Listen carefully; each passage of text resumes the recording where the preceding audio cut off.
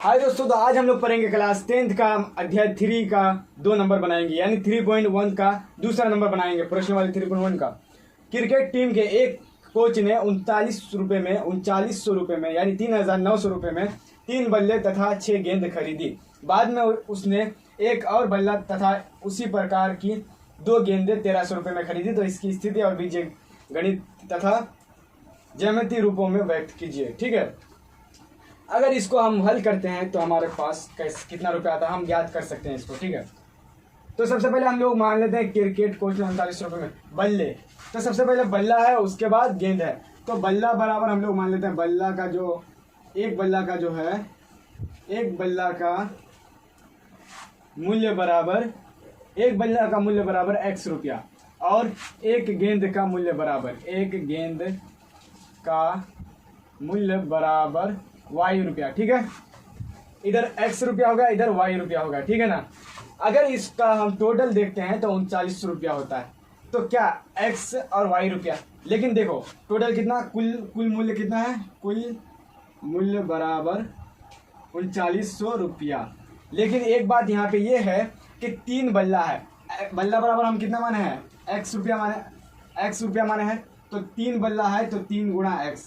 ठीक है, कैसे कि अगर मान लो 10 रुपया रहता है एक बल्ले का तो 3 गुना 10 करते हैं। तो इसी प्रकार 3x, तो डायरेक्ट यहाँ पे लिख देते हैं 3x प्लस गेंद कितना है, तो गेंद है भाई साहब यहाँ पे 6, तो 6y टोटल 3900 रुपया। अब देखो यहाँ पे प्लस में कैसे आया, ये भी एक सवाल है। तो भाई साहब गेंद और बल्ला मिला करके 3900 रुपया है, तो इसको प्लस करेंगे, उसके बाद इतना यहाँ पे डाल देंगे बराबर में, यानी इतना रुपया लगा है। उसके बाद दूसरा समीकरण में क्या है कि उसने फिर बाद में एक बल्ला तो यानी x खाली आएगा।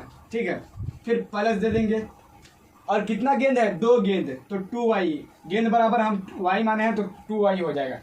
उसके बाद टोटल कितना रुपया है, 1300 रुपया। ठीक है, अब इसको हम लोग हल करते हैं। तो इसको अगर हम लोग हल करेंगे तो इसमें भी ग्राफीय विधि से ही शायद ये भी बनाना होगा। ठीक है, लेकिन इसको देख लेते हैं बनाने कैसे बोला है, इसका कैसे बनाने बोला है। भाई साहब इस बल्ला एक गेंद के मूल्य रुपए में है, दी गई स्थितियों में ग्राफीय रूप से व्यक्त करना है। तो ग्राफीय रूप से ही इसको भी व्यक्त करना है। तो ये हमारा जो है ये निकल गया, क्या हमारा समीकरण निकल गया। अगर इसको चाहे तो हम यहाँ पे सॉल्व कर सकते हैं। 3 एकम 3, 3 दूनी के 6, 13 क्या 39। ठीक है, 3 से पूरा चलेगा तो ये सेम हो जाएगा। फिर x प्लस 2y बराबर 1300, दोनों सेम है। ठीक है ना। अगर इसको हम लोग हल करते हैं तो इसमें मान लेना होगा जैसे कि y बराबर x बराबर ग्राफीय विधि से हल करेंगे। तो इसको समीकरण को पहले आप लोग उतार लीजिए, अब इधर सॉल्व करते हैं इसको पूरा। अब देखिए समझ गए ना। अब यहाँ पे हम लोग क्या करेंगे, इसको जो है x प्लस 2y बराबर 1300, फिर x प्लस 2y बराबर 1300। अब क्या करेंगे इसको, अब इसको ग्राफीय विधि से हल करने के लिए पहला रो का हल करेंगे। जैसे कि यहाँ पे डब्बा बना लेते हैं, इसका बॉक्स बना लेंगे, x अक्ष और y अक्ष का, ये x होगा ये y, फिर दूसरा वाला यहाँ पे x y।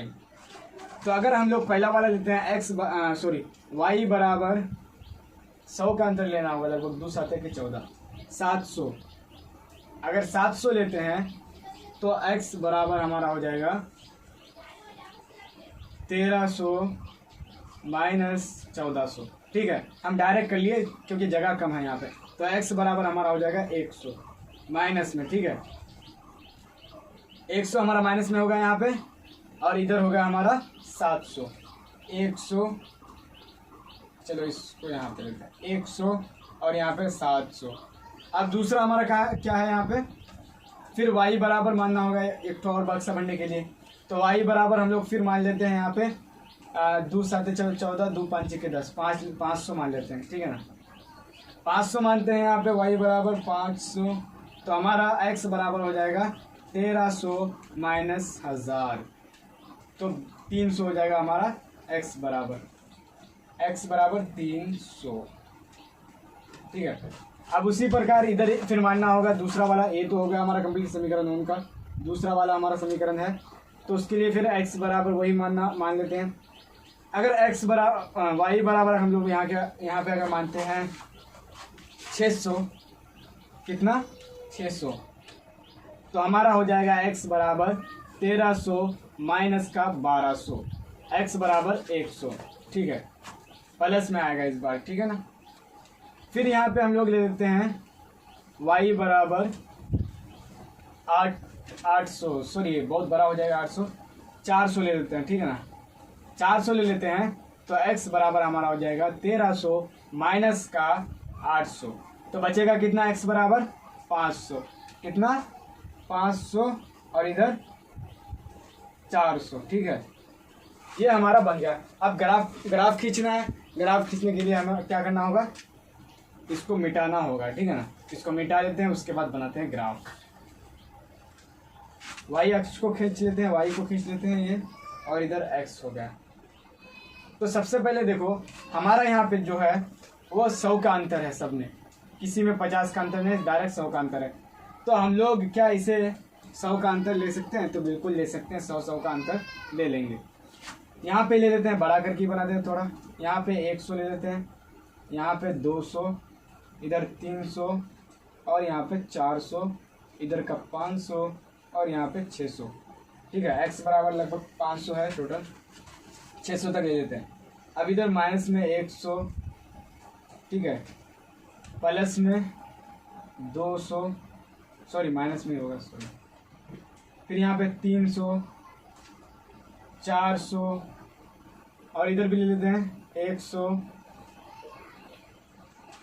माइनस में होगा 200, इधर 300, 400, माइनस माइनस माइनस 100, 200, 300, 400, 500, 600 और ये रहा 700, लगभग 700 तक है, इधर छोटा हो गया जी, चलो कोई बात नहीं। अब इसको देखो x बराबर हमारा यहाँ पे 100 है, तो 100 ले लेते हैं, कहाँ पे है 100, यहाँ पे, और y बराबर 700, तो ये जाएगा 700 तक रे भाई साहब, तो यहाँ पे आया ये 700, ठीक है। तो 100, 700, ठीक है, यहाँ पे 700 आपको याद रखना है, ठीक है ना। अब फिर दूसरा वाला कितना है 300, 500, तो 3 यहाँ पे है, 5 यहाँ पे है, तो 300 यहाँ पे हो जाएगा 300, 500 और यहाँ पे एक हो जाएगा x बराबर 100, 500, तो 100, 500 यानी यहाँ पे हो जाएगा आपका 100 और 500, ठीक है ना, 100 और 500। देखो साफ दिखाई नहीं दे रहा होगा क्योंकि यहाँ पे ऐसा हो गया भाई साहब, जगह नहीं है इसलिए। फिर 500 और 400, सब कोई प्लस में माइनस में तो होना चाहिए भाई, एक तो माइनस। तो देखो यहाँ पे हमारा हो गया है गलती। क्या गलती हुआ है कि जैसे यहाँ पे माइनस प्लस का हेरा फेरी हो गया है।